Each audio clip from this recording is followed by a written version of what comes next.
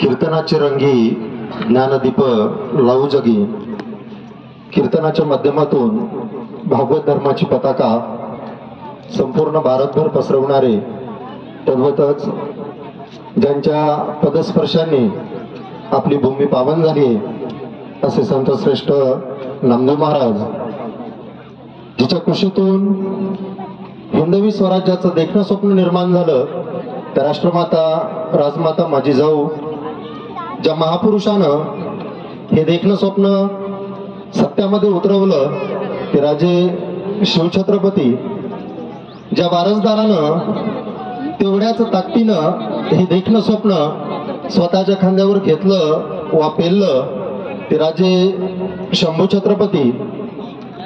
भारतीय राज्यघटना लिहित असताना मला तेवढा त्रास झाला नाही, कारण सदैव माझ्या डोळ्यासमोर छत्रपती शिवाजी महाराज होते असे अभिमानानं गौरवोद्गार काढणारे भारतीय राज्यघटनेचे शिल्पकार बोधिसत्व भारतरत्न डॉक्टर बाबासाहेब आंबेडकर या सर्व महापुरुषांना प्रथमतः त्रिवार अभिवादन करतो. आदरणीय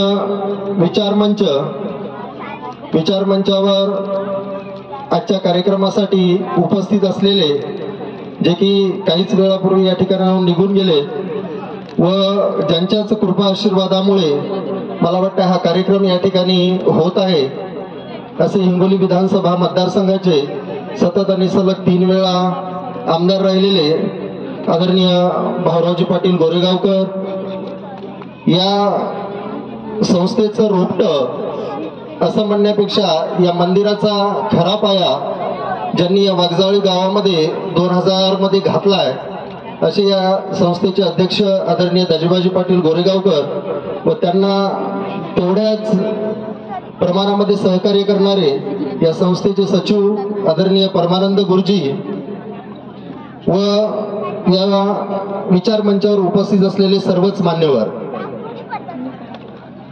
मी काळा जन्मावा की गोरा जन्मावा हे खरंच माझ्या हातात नाही. मी काळा जन्मावा की गोरा जन्मावा खरंच हे माझ्या हातात नाही.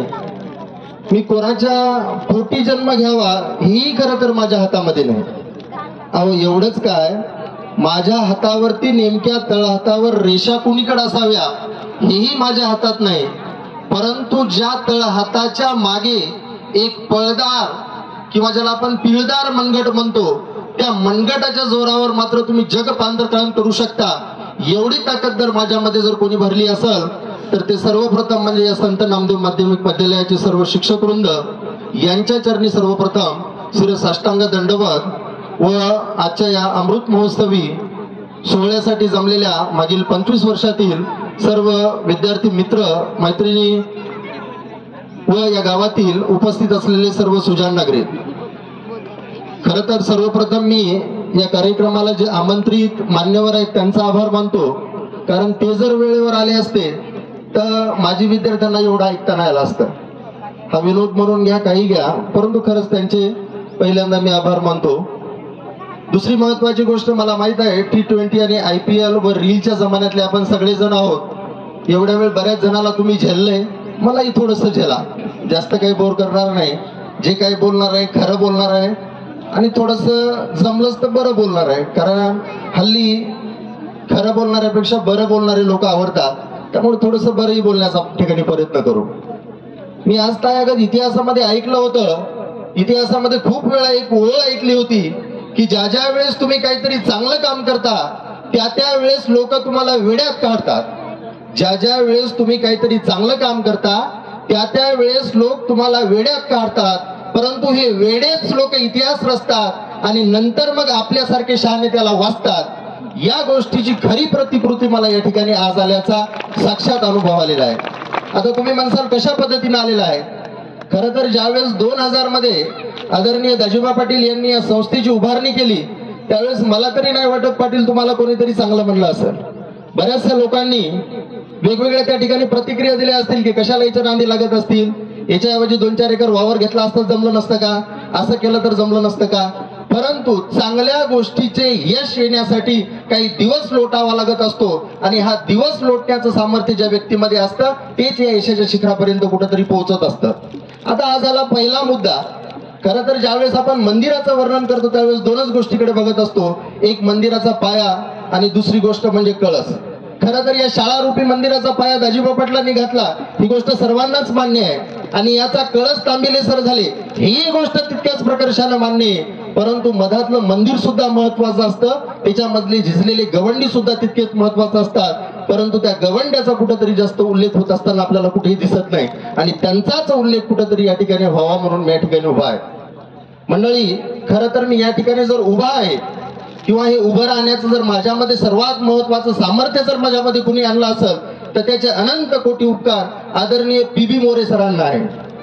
कारण की ज्या काळामध्ये शेतकऱ्याच्या मुलाला माईक म्हणजे काय हे माहित नव्हतं त्यावेळेस त्यांनी माझ्या हातामध्ये हाबरेटाचं कणीस दिलं आणि त्याला माईक समज म्हणून उभं केलं, त्याच्यामुळे मी या ठिकाणी उभा आहे. परंतु खरं तर आपण उभं राहिलो म्हणजे काहीच होत नसतं. स्वामी विवेकानंदाचं एक खूप चांगलं वाक्य, stand up, be bold, be strong, take the whole responsibility on your own shoulder, you know that you are the creature of your own destiny. याचा मराठीत अर्थ असा आहे, उभे राहा. सगळेजण उभे राहतात कारण दोन पाय दिलेले आपल्याला, परंतु नुसतं उभं राहायचं नाही तर आपल्याला धैर्यानं उभं राहायचंय. मी आताच सांगितलं, मोरे सरांनी मला उभं नक्की केलं, पण माझ्या आत्म्यामध्ये धैर्य आणि धाडस निर्माण करण्याचं जर सगळ्यात मोठं गुणरत्न किंवा एक रक्त जर कोणी जर पेरला असेल तर ते आदरणीय वाबळे सरांनी.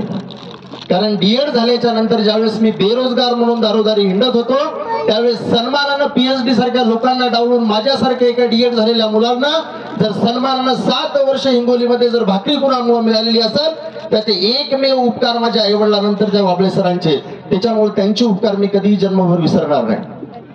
तिसरी महत्वाची गोष्ट, तुम्हाला अंकगणिताचे आकडेमोड कोणी शिकवल, परंतु खरी व्यवहाराची आकडेमोड जर मला या शाळेमध्ये कोणी शिकवली असेल तर ती आदरणीय विठ्ठलराव तांबिले सरांनी शिकवली.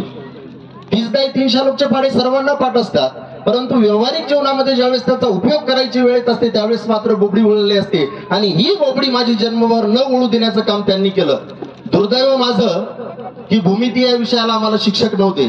खरं तर भूमिती या विषयामध्ये काटकोन शिकवला जातो, त्रिकोण शिकवला जातो, लघुकोण शिकवला जातो, विशाल कोण शिकवला जातो, परंतु मला काही गमना या गोष्टीचा भूमिती कोणी नाही शिकवली. तर मात्र दृष्टिकोन नावाची गोष्ट जर मला कोणी शिकवली असेल तर या विद्यालयाने शिकवलेली, म्हणून त्यांचे सुद्धा मी तेवढेच या ठिकाणी आभार मानतो. प्रत्येकाला मानवी जीवनाचा एक इतिहास भूगोल असतो, तसाच इतिहास शिकवण्याचं खरोखर कार्य शेवटचा पिरियड असतो खरं तर इतिहासाचा, त्याच्यामध्ये बऱ्याचशा प्रमाणामध्ये आपल्याला सांभाळता येण्याचं काम करतं. परंतु आदरणीय पी.बी. मोरे सरांनी हे कधीही होऊ दिलं नाही आणि तेवढ्याच जबरदस्तीनं भूगोल शिकवण्याचं कार्य आदरणीय बेशे सरांनी केलं. काही दिवसापूर्वांचा सहवास हा एस.के. सरांचा मिळाला होता, बाकीचे गुरुवर्य काय आम्हाला नव्हते, परंतु मला नक्कीच खात्री आहे की एवढ्याच तोडीचे ते सुद्धा हे शिक्षक वृंद या ठिकाणी आहेत आणि त्यांच्याच भरवशावर 25 वर्ष आपण या ठिकाणी पूर्ण करू शकलेलो आहोत. येणाऱ्या काळामध्ये 25च नाही तर अशा प्रकारे हजारो वर्ष या संस्थेनं पूर्ण करावं एवढीच या ठिकाणी या संस्थेकडून माफक अपेक्षा आहे. बघा, बऱ्याचशा वेळा आपण मोठे होतो त्यावेळेस काही काही गोष्टी आठवतात आपल्याला. हिंदीमध्ये एक खूप चांगली म्हण आहे, समय और समझ, समय और समझ खुशनसीब इंसान को एक साथ मिलती है, क्योंकि जब समय होता है तब समझ नहीं होती और जब समझ आती है तब तक समय निकल जाता है. मराठीमध्ये अर्थ असा आहे की वेळ आणि समजूतदारपणा नशीबवान माणसाला एकदा मिळतो. ज्यावेळेस वेळ असते त्यावेळेस समजूतदारपणा नसतो आणि कधीतरी समजूतदारपणा येतो तोपर्यंत वेळ गेलेली असते. इथून मागलच्या 25 वर्षाच्या मुलाच्या बाबतीत असं काही जर घडलं असेल तर वाईट मानू नका, पण येणाऱ्या काळातल्या मुलांना मात्र या दोन गोष्टीची चांगली सांगड घातली पाहिजे. कारण एक जर चुकीचा पाऊल जर पडला तर काय होतंय आपल्या जीवनाचं हे बघण्यासाठी तुम्हाला बाबासाहेब किंवा शिवाजी महाराज वाचायची गरज नाही. आपल्या गावच्या रामजी तांबिलीच्या डेअरीजवळ जा, एक जर चुकीचा पाऊल पडला तर एक रस्ता वर खिडायला जाते आणि दुसरा जर चुकीचा पडला तर का करला जाते. म्हणजे जीवनामध्ये खूप काय पावलं चुकीचे पडत अशाची काही गरज नसते. त्याच्यामुळं मानवी जीवनामध्ये या दोन गोष्टीची जर योग्य प्रकारे जर सांगड घातली तर खऱ्या अर्थानं आपण आपल्या जीवनामध्ये यशस्वी शकतो. थोडक्यामध्ये आता जास्त काही तुम्हाला बोलणार, 2 माझे अनुभव सांगतो. मी ज्यावेळेस 8वीला गेलो त्यावेळेस कोल्हाळ गुरुजी 2001चं वर्ष होतं आणि आदरणीय कोल्हाळ गुरुजी आणि तिकडे निरगुडे सर यांच्यासारखे 2-2 द्रोणाचार्य भयान फॉर्म मध्ये असताना आपल्या वाघजाळी गावामध्ये तेवढ्या तुफानामध्ये कुठेतरी तग धरण्यासाठी एक संस्था उभी राहिलेली होती आणि त्या संस्थेमध्ये खरं तर ऍडमिशन घेणं म्हणजे